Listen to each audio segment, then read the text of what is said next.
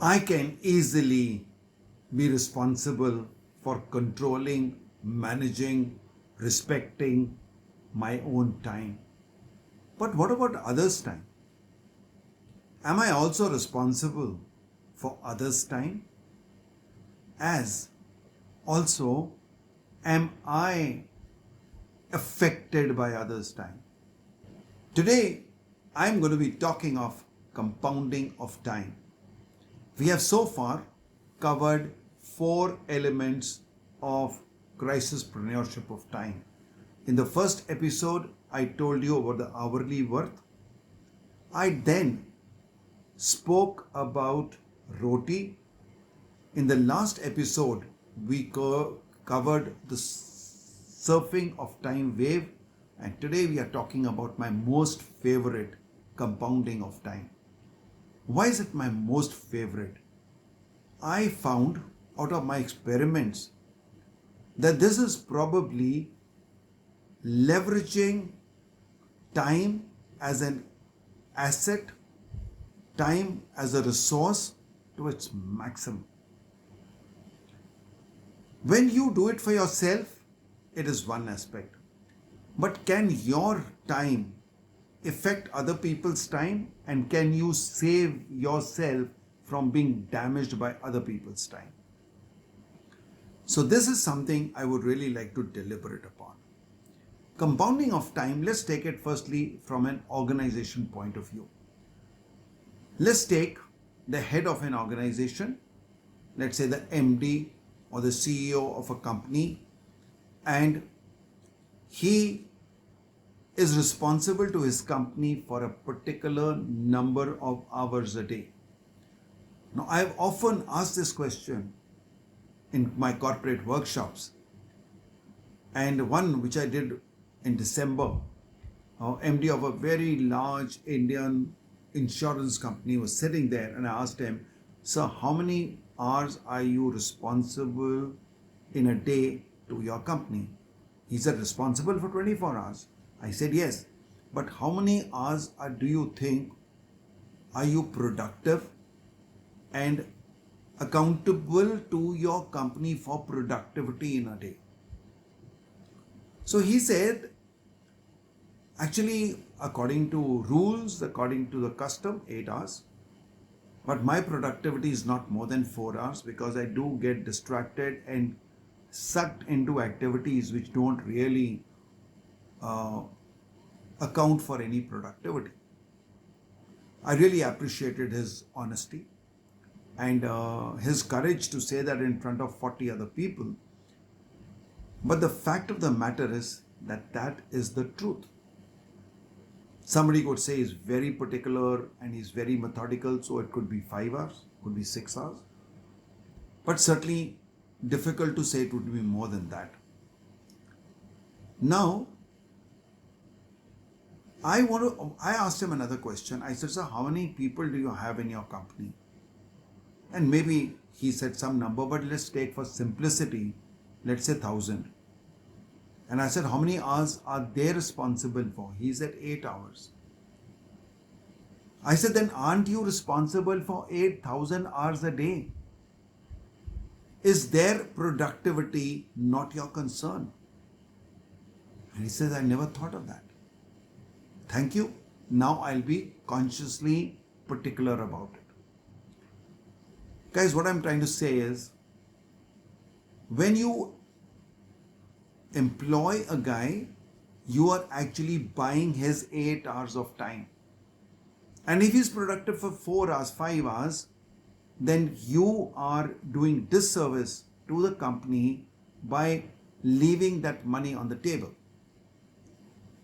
Another aspect, how do you account for these people's consciousness? Because a person who's doing work 9 to 5, he doesn't care about time because his salary remains the same. So he thinks he just has to be in the office, whether productive or not, till you use productivity tools or you measure his productivity and then either give him incentive or give him a punishment or give him a penalty or something. If you have a system of monitoring and tracking his productivity, only then can you really get the best out of that man. So I have a system where by training the CEO or the MD and his first level of reportees, we have been able to turn over the turnover of a company by just using time as a tool, using it more productively without any extra expenditure on manpower, infrastructure, equipment, or anything of that type. Don't you think this could be great? And in the comment section, I am giving you the link of a video which gives more details on this particular stuff. What about personal life? In personal life, I normally tell a story of when I went to Bangalore last year, and there was a reason where I checked into a hotel. That hotel wasn't good, and I wanted to go nearer to the place of work. I'd just gone for 2 days, and there was a very important work, and I wanted to be close there to cut out my time on, because I'm very conscious about time.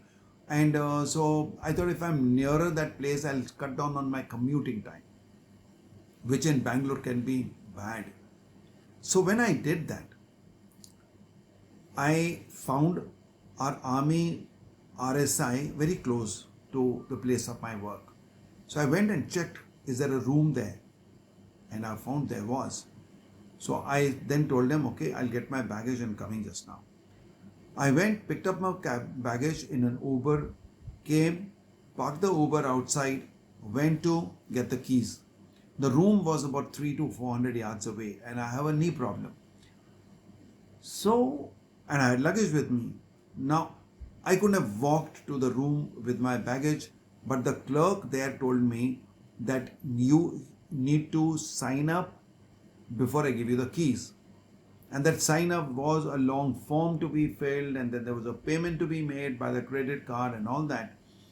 I told him, I said, listen, can you give me the keys? Let me go and unload my baggage, and then I'll come and do the formalities. He said, I can't give you the keys till you have signed up.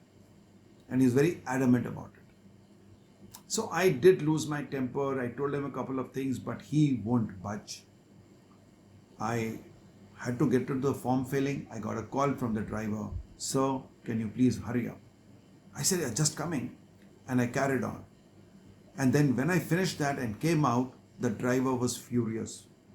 And he said, sir, you have delayed me. I will do one less ride in a day. I said, I'll compensate you with the money. I can compensate him with money, but can I compensate him for the 5 minutes of the opportunities he lost? And while I was just thinking of that and feeling guilty about having wasted his time, not only mine, but his also, I suddenly saw him getting a call from a lady who was by now shouting at him. And she said, I've been waiting for the cab for the last 15 minutes and it says 5 minutes more. Why are you stuck in traffic? Are you not moving for 10 minutes? The cab hasn't moved. And he looked at me. I said, give me the phone. I spoke to that lady. I said, ma'am, I'm sorry. I am the one who's responsible. Tell me, how can I help you? She said, I need to go to the airport. I'm almost on the verge of missing a flight. I am going to be going to Delhi, and there are 1,000 people waiting in the evening in an auditorium for me. And if I miss this flight, there's no time for me to cancel it because those people would have already traveled and come to the auditorium. Is it fair for me to hold 1,000 people to ransom just because I'm getting late? I said, ma'am, I'm sorry, I'm coming to you straight away. I didn't go to my room. I went, handed over the cab to her, took another cab, put my baggage in there and came to my room. Guys, that one decision of mine to delay the driver, neither I nor the clerk nor the driver knew that a 5 minutes delay could have resulted in 1,000 people's time being wasted. So in our life, we have to be sure that we understand the relevance of our time as related to other people's time, build a culture that people who work for us, our servants, our help, our subordinates, our team, they understand that it's all related and we should not be wasting each other's time. At some time, I will also talk about time as a national resource. It's a national resource. You're not only wasting your time, you're wasting the nation's time. And I'll tell you what aspects I'm talking about in that.